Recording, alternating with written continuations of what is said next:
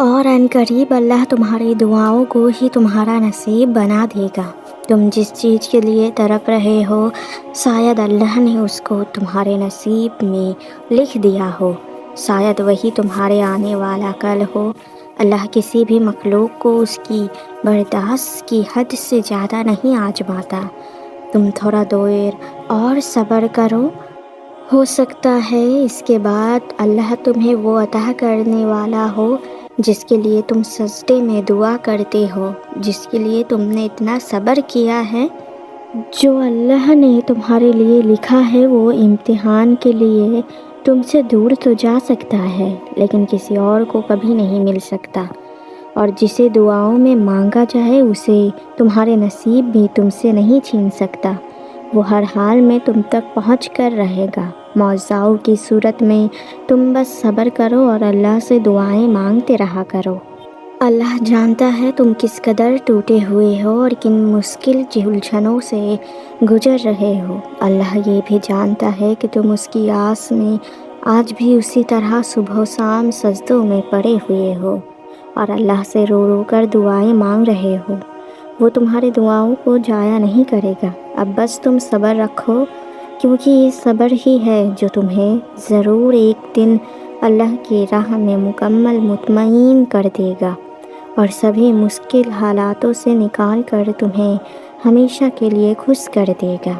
اللہ سے جو کچھ بھی تم شدت سے دن رات تڑپ کر مانگ رہے ہو، دیکھنا وہ ضرور ایک دن حقیقت میں سامنے ہوگا اور تمہاری ساری دعائیں قبول بھی ہوگی۔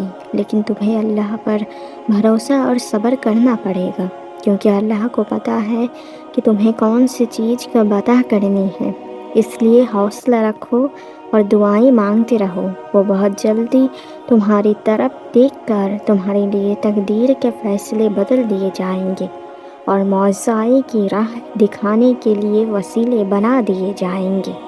اگر اللہ تمہاری دعاؤں کو قبول نہیں کرنی ہوتی تو یہ تمہیں یوں ہاتھ اٹھا کے ایک ہی دعا ہر وقت مانگنے کی توفیق کیوں دیتا؟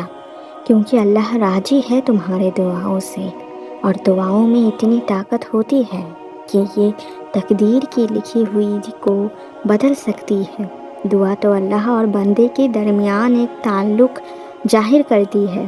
جب تم اللہ سے باتیں کرتے ہوئے اپنے ہر درد اللہ کو سناتے ہو اور اپنی عزت اللہ کے سامنے رکھتے ہو تو اللہ بہت غور سے سنتا ہے اور وہ تمہاری دعاؤں کو قبول بھی کرتا ہے۔ بس تمہیں بھروسہ رکھنا ہے کہ ہر ناممکن کو ممکن کرنے پر اللہ قادر ہے۔ جن ہاتھوں کو تم نے دعاؤں میں اٹھا رکھا ہے ان ہاتھوں میں ایک دن سب کچھ ہوگا، جس کے لیے تم اللہ کے سامنے دن رات گر گرا کر روتے ہو، اور جو اللہ سے رو رو کر مانگتے ہیں انہیں مانگنے کے بعد رونے کی ضرورت نہیں پڑتی۔ بس توکل رکھو، اللہ سے دعائیں مانگتے رہا کرو۔ ہو سکتا ہے اللہ بہت جلد تمہاری ادھوری دعاؤں کا جواب دے گا اور تمہارے لیے کن کے معجزے عطا کر دے گا۔ دعاؤں کی قبولیت میں پکی آزمائش آئی ہوئی ہے تو یقین رکھو جتنی مشکل دور سے تم اس وقت گزر رہے ہو اس سے بھی زیادہ خوبصورت سی سے تمہاری دعائیں قبول ہوگی۔ بس اللہ پہ یقین رکھو اور دعاؤں کا سلسلہ جاری رکھو۔ بے شک اللہ نوازتا انہی کو ہے جن کی دعاؤں میں طرف سے زیادہ قبولیت کا یقین ہو۔